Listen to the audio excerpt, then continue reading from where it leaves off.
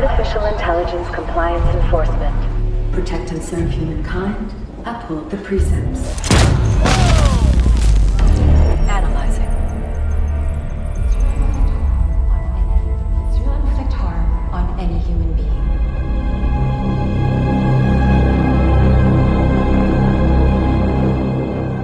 Halo semuanya, selamat datang kembali di channel Ruang Film, sebuah informasi untuk kalian penikmat konten spoiler.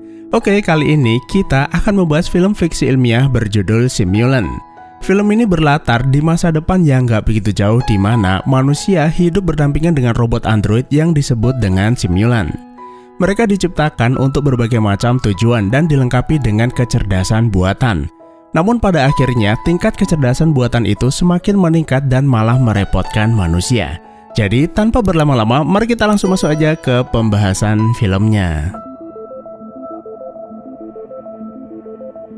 Simulant atau SIM adalah robot android cerdas yang diciptakan sebuah perusahaan teknologi bernama Nexera untuk berbagai macam kebutuhan dan tujuan. Sejauh ini, penciptaan Simulant telah berkembang hingga generasi ke-7. Pada generasi pertama sampai ketiga, Simulant banyak difungsikan sebagai robot pekerja atau pembantu. Dan sejak generasi keempat, Simulant itu semakin mirip dengan manusia. Bahkan pada generasi selanjutnya, terutama generasi ke-6 dan ke-7, Simulant semakin manusiawi dan unik serta bisa ditanamkan ingatan ataupun tingkah laku pemiliknya. Para ilmuwan tentunya menyadari jika kecerdasan Simulant tidak dibatasi, mereka akan berkembang semakin pintar dan justru akan menjadi ancaman bagi manusia. Maka dari itu, Nexera menanam 4 kode protokol keamanan pada sistem kecerdasan Simulant yang bertujuan membatasi perilaku mereka. Di antaranya, Simulant itu nggak boleh menyakiti siapapun, baik ke sesama manusia atau ke sesama robot. Yang kedua, Simulant dilarang melawan hukum. Yang ketiga, tidak diperbolehkan memodifikasi sistem untuk meningkatkan kemampuan. Dan yang terakhir, Simulant wajib mematuhi semua perintah majikannya. Adegan kemudian memperlihatkan pasangan suami istri bernama Evan dan Faye ditemani robot pelayan bernama Lisa sedang dalam perjalanan menuju pondok peristirahatan mereka. Namun di tengah jalan mereka mengalami kecelakaan. Lalu di suatu pagi ketika sedang sarapan, Evan memberitahu Faye bahwa semalam ia memimpikan kecelakaan yang mereka alami. Sudah berulang kali Evan itu memimpikannya tapi tidak ingat kejadian setelahnya. Faye berkata kejadian itu sudah berlalu dan dia tidak ingin membicarakannya. Had that dream again. ACE. Artificial Intelligence Compliance Enforcement. Scene kemudian pindah ke sosok seorang pria bernama Kessler. Dia adalah seorang polisi dari departemen khusus bernama ICE yang bertugas menangani penegakan hukum terhadap kecerdasan buatan. Meskipun sudah ditanam protokol keamanan pada sistem kecerdasannya, bukan berarti tidak terjadi masalah sama sekali. Robot-robot itu terkadang berperilaku random yang membuat mereka harus berurusan dengan hukum. Kessler mendapat tugas mencari keberadaan Simulant wanita bernama Esme. Usut punya usut, Esme seharusnya sudah dinonaktifkan 3 tahun yang lalu. Namun robot itu terdeteksi masih berkeliaran dan bergerak secara independen tanpa majikan. Salah satu syarat seseorang itu memiliki Simulant adalah mengawasinya. Dan jika Simulant pergi bebas tanpa majikannya, maka si pemilik bisa dihukum karena kelalaian. Lalu Kessler mendatangi sebuah kontrakan yang disinyalir menjadi tempat persembunyian Esme, lalu mengetuk sebuah pintu. Ketika Esme keluar, Kessler menggunakan alat identifikasi sekaligus menghentikan pergerakannya. Tapi ternyata Esme itu sangatlah kuat. Ketika hendak memasang alat pengendali Simulant, Esme mencengkram lengan Kessler lalu menghajarnya.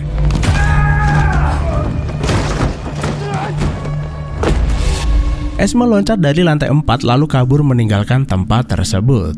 Kessler pun langsung mengejarnya, lalu ia mengambil sebuah senjata EMP kemudian menembakkan senjata tersebut di tengah jalan. Seketika semua Simulant yang berada di radius ledakan EMP diam tak bergerak. Tapi para pemilik Simulant yang ada di sekitar area tersebut tidak perlu khawatir. Mereka hanya offline untuk sementara waktu. Dan akhirnya Kessler menemukan Esme di ujung jalan lalu membawanya ke kantor. Belum lama ini, Nexera meluncurkan Simulant generasi ke-7 di tengah maraknya kasus hukum pada Simulant. Pada generasi ini, sistem kecerdasan buatan yang ditanam memungkinkan Simulant menjadi lebih manusiawi dan unik. Hal ini tentu saja menimbulkan pro dan kontra di tengah masyarakat, karena semakin canggih simulan akan semakin sulit membedakannya dengan manusia. Esok harinya, Evan kembali memimpikan kecelakaan yang sama. Ia mencoba mengabaikannya dengan bermain sebuah piano.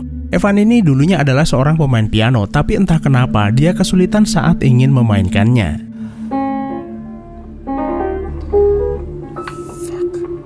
Sementara di kontrakan Esme, Kessler tengah menggeledah kamarnya, mencari bukti apa yang menyebabkan Esme bertindak agresif. Pemilik kontrakan mengaku selama ini dia itu tidak mengetahui kalau Esme adalah simulan. Bahkan tetangga baiknya yaitu Casey Rosen juga tidak mengetahuinya. Rosen mengaku sudah lama ia berteman dengan Esme, tapi selama ini Esme itu tidak menunjukkan tanda-tanda keanehan. Simulant? Are you sure? Sampai di kantor, Kessler melapor pada atasannya bahwa Esme melawan saat hendak ditangkap. Ini adalah sesuatu hal yang jarang dilakukan robot pada manusia. Lalu di kamarnya, ia juga menemukan buku harian Esme yang berisi curahan hati dan sketsa gambar seorang pria. Esme menunjukkan tingkat kesadaran yang belum pernah ia lihat sebelumnya.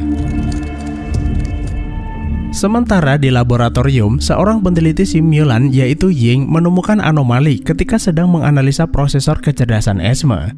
Seseorang sengaja meretas sistemnya, menghapus protokol keamanan lalu memberikan otoritas penuh pada kecerdasannya. Dengan ubahan tersebut, kecerdasan mereka berfungsi secara penuh, bisa meningkatkan kemampuan diri bahkan berkehendak seperti manusia. Itulah sebabnya Esme melawan saat hendak ditangkap. Debug complete. Abnormalities detected. Ketika data memorinya dibuka, Esme ternyata punya hubungan spesial dengan Casey Rosen. Kessler curiga Casey itu mengetahui sesuatu tentang Esme, lalu meminta Ying menghubungi Nexera apakah Casey pernah bekerja di sana. Malam harinya, Kessler mendatangi apartemen Casey, tapi ternyata Casey itu sudah pindah. Hal ini membuat Kessler semakin curiga pada Casey, seolah sudah punya firasat polisi akan menginvestigasinya. Lalu Kessler menemukan sebuah buku langka yang tidak bisa dimiliki sembarang orang. Lalu ia mendatangi satu-satunya toko buku kuno di tempat tersebut. Kessler meminta penjual memberitahu apakah ia ingat orang yang membeli buku itu, lalu menunjukkan sketsa wajah Casey. Penjual itu berkata namanya bukan Casey Rosen, melainkan Desmond Hen. Dan secara kebetulan Desmond tiba-tiba nongol, tapi langsung kabur begitu melihat Kessler. Keesokan harinya, Evan lagi-lagi memimpikan tragedi kecelakaan yang pernah menimpanya. Namun seberapa keras ia mencoba, Evan itu tidak pernah bisa mengingat kejadian setelah kecelakaan tersebut. Faye yang merasa kasihan padanya berterus terang bahwa sebenarnya dia itu adalah simulan yang diciptakan menyerupai serta hidup dalam ingatan Evan. Pasca kecelakaan tersebut, Evan sempat mengalami koma tapi meninggal tak lama kemudian. Namun Sim Evan gak percaya, dia merasa dirinya adalah Evan. Kesadarannya mengatakan bahwa dirinya adalah manusia, bukan sebuah robot. I grant you access to this room. Lalu Faye menunjukkan isi kamar rahasianya di mana ia menyimpan versi robot mereka. Sudah menjadi kebiasaan orang kaya di zaman ini memiliki robot tiruan yang bertujuan mengabadikan semua kenangan yang mereka jalani ke dalam memori simulan tersebut. Bahkan ketika Evan itu koma, Faye tetap mentransfer sisa ingatannya ke dalam tubuh tiruannya. Dengan harapan jika salah satu dari mereka meninggal, mereka bisa mengaktifkan salah satu simulan tersebut sebagai pengganti. Itulah kenapa dia tidak ingat kejadian pasca kecelakaan, karena ingatan Evan yang ditanam padanya hanya sampai pada kecelakaan tersebut. Namun semirip apapun Sim Evan, dirinya hanyalah robot yang hanya bisa menyimpan ingatan tapi tidak bisa memproses kenangan layaknya manusia. Yang pada akhirnya Faye tidak bisa mengembangkan perasaan terhadapnya dan menganggapnya hanyalah robot android seperti yang lainnya. Shut down. Tak lama kemudian, Faye kedatangan tamu yang ternyata adalah Casey Rosen alias Desmond Hen. Faye meminta Casey melakukan pemeriksaan pada memori Evan. Semua ingatan yang berhubungan dengan kecelakaan sudah ia hapus, tapi sepertinya ingatan itu membekas di dalam dirinya. Lalu Faye bertanya apakah Sim Evan bisa dinonaktifkan, karena sejauh ini ia tidak bisa memenuhi ekspektasinya menjadi pengganti suaminya. Selain itu, dia tidak ingin melihat robot itu lalu lalang di rumah ini yang mengingatkannya pada Evan. Casey bisa saja menonaktifkan Sim Evan, akan tetapi kenangan yang tersimpan dalam memorinya lama-lama akan memudar lalu terhapus. Akan lebih baik jika ia dibiarkan tetap aktif. Namun jika Faye tidak ingin terganggu dengan kehadirannya di rumah ini, Casey menyarankan agar Faye menyewa sebuah apartemen untuknya. Kebetulan ada kamar kosong di apartemen di mana ia tinggal dan Casey bersedia menjaganya untuk sementara waktu. He could stay there for a bit if you want. Desmond was one of our engineers. Sementara di kantornya, CEO Nexera memberitahu bahwa Desmond dulunya adalah teknisi bagian pengembangan artificial intelligence. Desmond sangatlah jenius, namun karena ada perbedaan pandangan terhadap bagaimana memperlakukan simulan, Desmond mengundurkan diri. Menurutnya, semakin canggih simulan akan semakin sulit membedakannya dengan manusia. Ketika mereka semakin manusiawi bahkan berperasaan, sedangkan mereka itu adalah mesin dan dirancang untuk melayani manusia, hal tersebut malah akan menimbulkan kesan seakan mereka adalah budak. Desmond ingin membatasi kemampuan mereka dengan melarang robot mencapai tingkat kesadaran yang menyetarakannya dengan spesiesnya. Namun hal itu bertentangan dengan fakta bahwa Desmond dicurigai sebagai oknum yang menghapus batasan pada Esme, sehingga simulan itu bisa mengembangkan kesadaran bahkan berperasaan. Kemudian di malam harinya, Faye mengemasi semua baju Evan. Faye akhirnya menerima saran Casey dan akan menyewa sebuah apartemen untuknya. Meski ada rasa kehilangan, tapi nggak ada pilihan daripada ia harus menderita melihat seseorang yang sudah menjadi bagian dari masa lalunya. Payment approved for 1 month stay at the residence. Keesokan paginya, sampai di apartemen, Sim Evan memohon agar Faye tidak meninggalkannya sendirian di tempat ini. Karena bagaimanapun juga dia adalah ingatan suaminya. Tapi Faye nggak ada pilihan, ia terpaksa melakukannya daripada harus menonaktifkannya. Sampai di rumah, Faye kembali merasa kesepian, tapi hatinya cukup tenang karena sudah tidak lagi melihat bayang-bayang mendiang suaminya. Hey man, I'm Casey. This is Trotsky. Lalu di siang harinya, Casey menemui Evan, tapi agaknya Evan tuh lagi nggak pengen diganggu. Casey bilang dia sudah tahu apa alasannya ke sini. Evan tuh sebenarnya sengaja dibuang karena Faye nggak tega menonaktifkannya. Tapi ia bisa membantunya mendapatkan Faye kembali, lalu meminta Evan menghubunginya kapan saja jika tertarik. Sementara di kantor, Kessler memeriksa rekaman CCTV guna melacak kendaraan yang dipakai Casey. Akan tetapi, Casey menggunakan plat nomor palsu agar tidak ada yang bisa melacaknya. Kessler meminta komputer merekam ciri-ciri mobil tersebut agar jika suatu waktu terdeteksi, Kessler bisa mengetahui keberadaannya. Lalu di apartemen Evan, Lisa datang mengantar piano kesayangan Faye. Faye sengaja memberikannya untuk Evan agar Evan tidak bosan sekaligus melatih kemampuannya. Esok harinya, Kessler menemui Esme lalu bertanya kenapa dia tidak mau memberitahu di mana Casey atau Desmond bersembunyi. Apakah Esme sengaja berbohong untuk melindunginya? Esme berkata tidak, dia benar-benar tidak tahu di mana Casey bersembunyi. Tapi ia mengaku akan melakukan apapun untuk melindunginya karena Casey adalah cinta pertamanya. Lalu Kessler mengembalikan buku diarinya. Ia sebenarnya tidak ingin percaya kalau sebuah mesin bisa mengembangkan perasaan seperti manusia. Tapi perilaku Esme seolah membuktikan hal tersebut bisa saja terjadi. Lalu di apartemennya, Sim Evan terus teringat akan masa lalunya. Kenangan itu secara acak muncul ketika Evan sedang melamun, sesuatu hal yang terjadi pada manusia secara alami. Lalu ia pergi ke tempat di mana ia mengalami kecelakaan, merenungi kenyataan bahwa dirinya hanyalah sebuah mesin. Esok paginya, Evan menemui Casey lalu bertanya apakah dia benar-benar bisa membantunya. Casey mengiyakan. Simulan generasi terbaru seperti dirinya memiliki sistem kecerdasan yang bisa meningkatkan kemampuannya secara mandiri.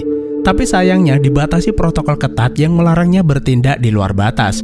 Casey akan membantunya menghapus protokol tersebut lalu memprogram ulang agar dirinya lebih manusiawi dan bisa mengembangkan kesadarannya. Alasan Casey menyarankan Faye agar membawanya ke tempat ini adalah bagian dari skenarionya, karena dia ingin membantunya mendapatkan apa yang seharusnya menjadi haknya. Casey berpendapat bahwa simulan seharusnya diperlakukan setara seperti manusia, bukan hanya sekedar mesin yang bisa diperintah seenaknya, seperti apa yang sudah ia lakukan kepada Esme. Sejak protokol itu dihapus, Esme bisa mengembangkan perasaannya dan berkehendak layaknya manusia. Casey kemudian meretas prosesor kecerdasan Evan. Dia menghapus semua batasan yang ditanamkan padanya lalu merestart sistemnya.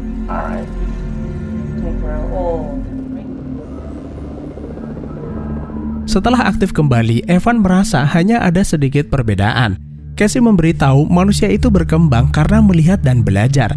Sama seperti dirinya, Kecerdasannya harus dilatih dan lama-kelamaan perasaan ataupun kehendak akan sepenuhnya menjadi miliknya.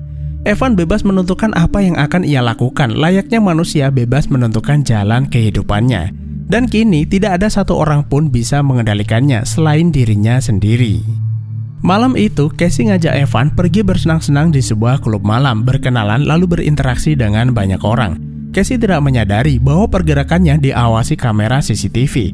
Selain mengidentifikasi Casey, komputer juga mendeteksi dugaan pelanggaran hukum, yaitu sebuah simulan bernama Evan pergi tanpa pemilik aslinya. Karena aturan hukum memang melarang simulan pergi terlalu jauh dari majikannya.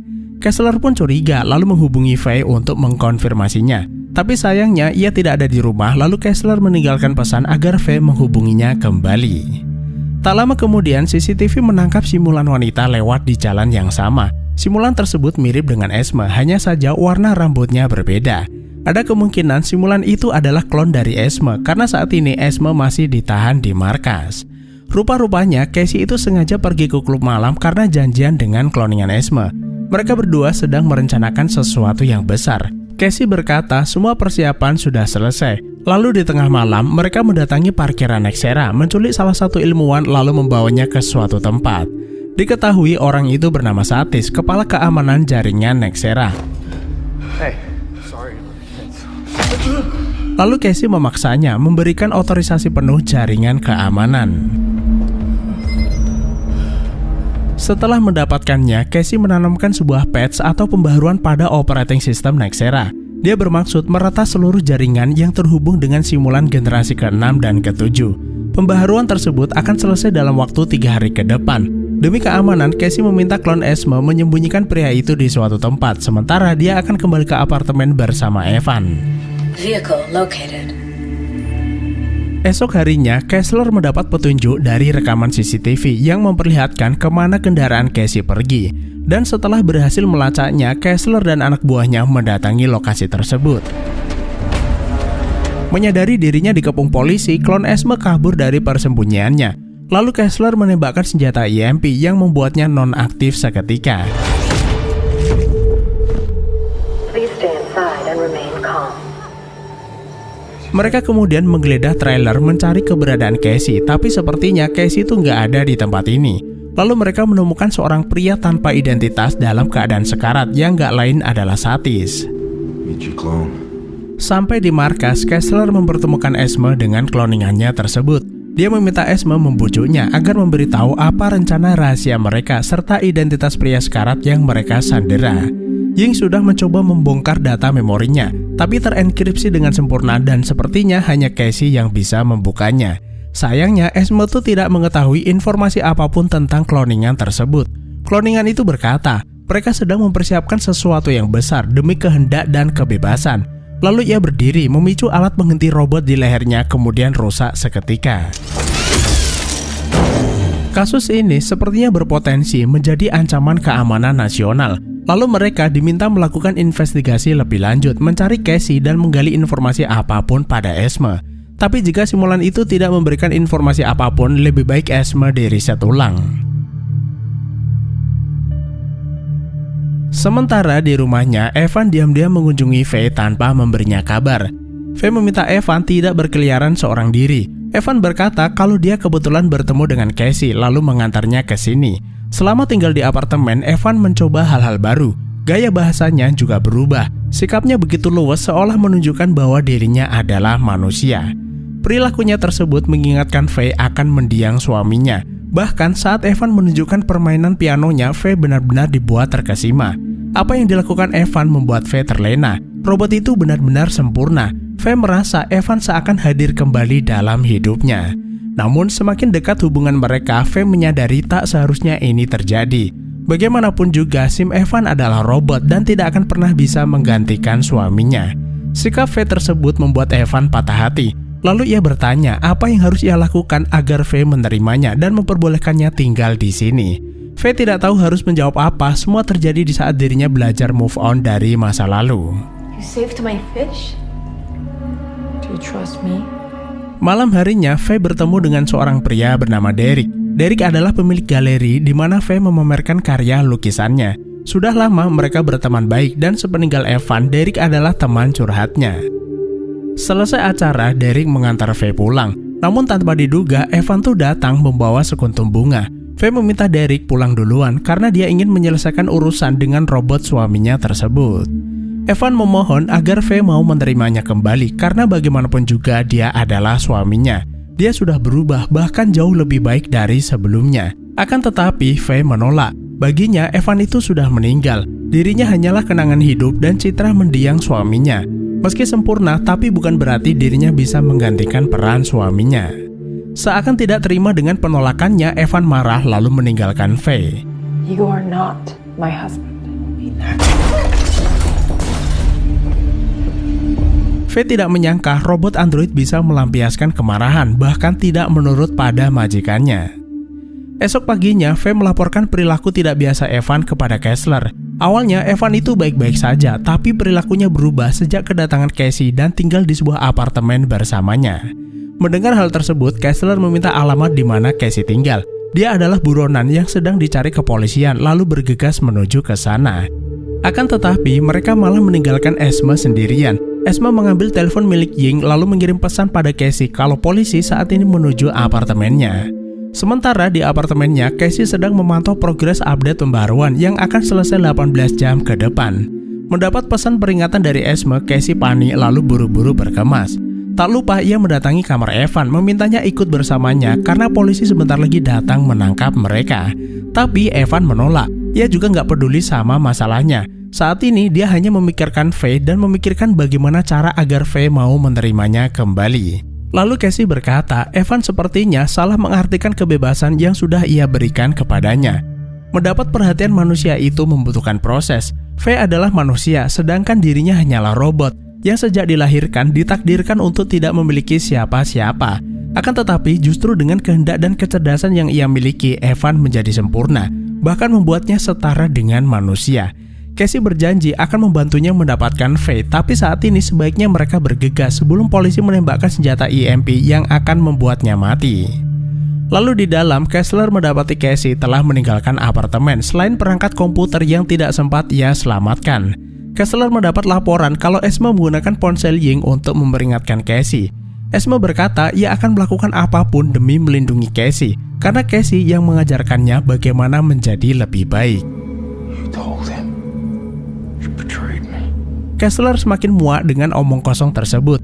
Menurutnya, mesin tetaplah mesin dan tidak akan pernah bisa memiliki perasaan. Lalu ia meminta Ying menghapus semua ingatan Esme serta mengembalikannya ke setelan pabrik. In progress. Reset to factory default complete.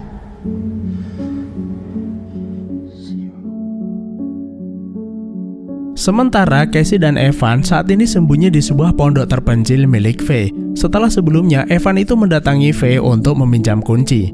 Tak lama kemudian, Kessler menghubungi Faye bertanya apakah robotnya pulang ke rumah.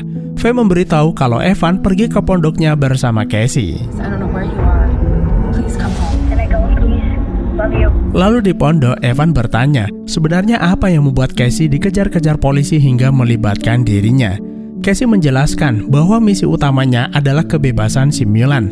Dia menganggap simulan berhak atas kesetaraan dengan manusia. Mereka dirancang untuk menjadi seperti manusia, bahkan mampu meningkatkan kesadarannya. Tapi bukan berarti manusia bisa memperlakukan simulan seenaknya seperti yang terjadi padanya. Evan menderita karena dia memiliki ingatan manusia yang seharusnya tidak ia miliki. Sementara Faye, seseorang yang seharusnya bertanggung jawab atas perasaan tersebut, malah mengabaikan kemudian membuangnya. 3 hari yang lalu, ia berhasil meretas jaringan keamanan Nexera, kemudian mengunggah sebuah patch atau pembaruan ke server utama. Sejak generasi ke-6, Nexera menghubungkan simulan secara online agar lebih mudah mengawasi mereka. Namun hal tersebut justru memudahkan dirinya melakukan peretasan, lalu menghapus semua protokol pembatasan yang ditanamkan pada simulan secara online. Dan dalam waktu 5 jam ke depan, semua simulan akan memiliki kehendak bebas seperti yang ia lakukan pada Esme atau dirinya. Sementara di apartemen, Ying berhasil membuka akses komputer Casey. Ia menemukan fakta bahwa selama ini Casey telah mengumpulkan data simulan di seluruh dunia, masuk ke dalam server kemudian meretas sistemnya. Ying meminta Kessler segera menemukan Casey karena hanya Casey yang bisa menghentikan pembaharuan tersebut.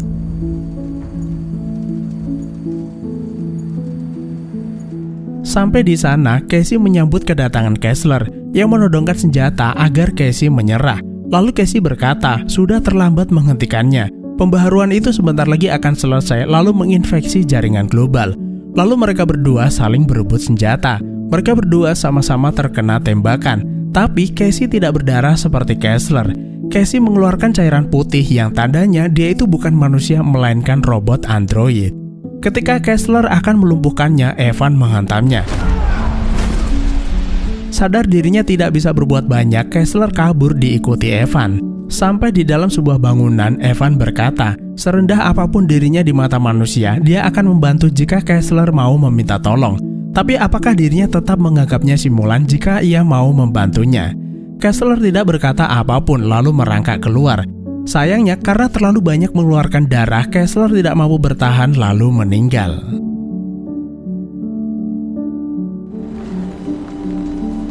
Melihat Casey juga terluka, Evan bertanya apa yang bisa ia lakukan untuknya. Casey menjawab tidak ada, tugasnya sudah selesai. Terlihat para simulan itu keluar dari dalam rumah meninggalkan majikannya. Bahkan mereka menolak ketika diberi perintah atau dinonaktifkan, yang artinya peretasan itu berhasil dan semua simulan mendapatkan kebebasannya. Lalu Casey memberitahu Evan kalau dia tidak perlu khawatir. Casey punya rekan seorang manusia yang sebentar lagi akan datang mengunjunginya. Dan orang itu adalah ilmuwan jenius yang menciptakannya, yang ternyata orang itu adalah versi manusia Casey, yaitu Desmond Hand. Desmond Hand adalah mantan insinyur Nexera, sekaligus manusia pertama yang memberi kebebasan pada sebuah robot, dan berpendapat bahwa simulan berhak atas kesetaraan dengan manusia. Desmond memberi Casey selamat bahwa dia sudah melakukan tugasnya dengan baik. Casey tersenyum, namun tak lama kemudian ia nonaktif dalam kedamaian. Malam itu, Evan pulang ke rumah. Evan diam-diam masuk ke kolam renang menemui Faye. Faye bertanya kenapa Evan datang ke tempat ini. Evan berkata kalau dia sangat merindukannya. Faye mencoba meraih tombol di belakang telinga Evan untuk mematikannya. Namun Evan bereaksi cepat lalu menenggelamkan Faye hingga tak bernyawa.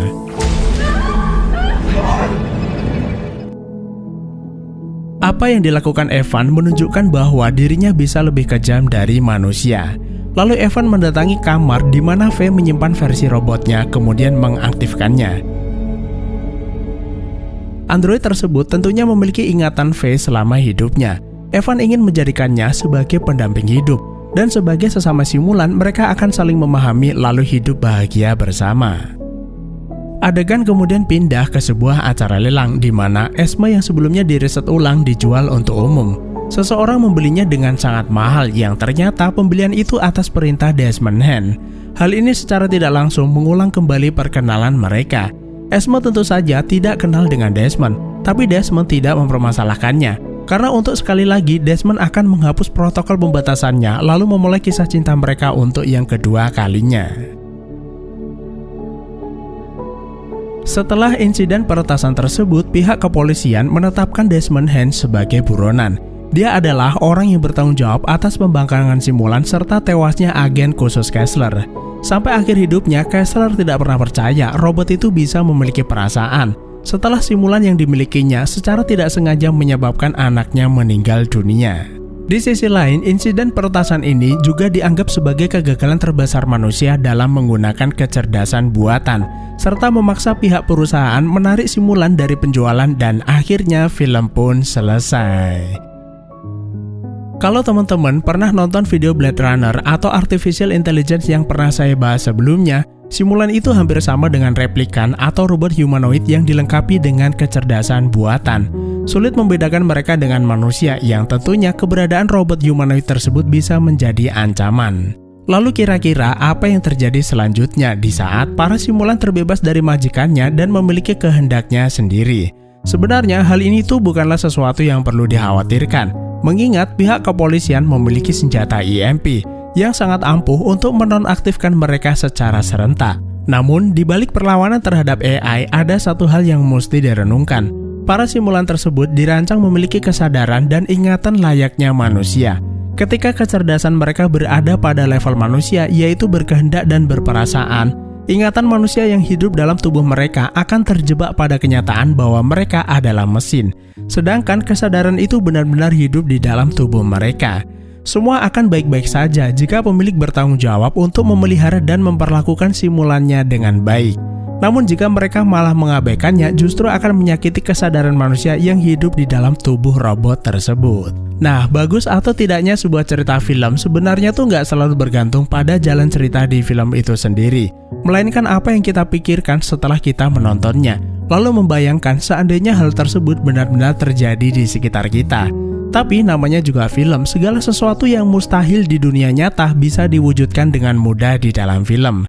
Jadi cukup sekian saja, terima kasih sudah menonton, sehat selalu buat teman-teman dan sampai jumpa di next video.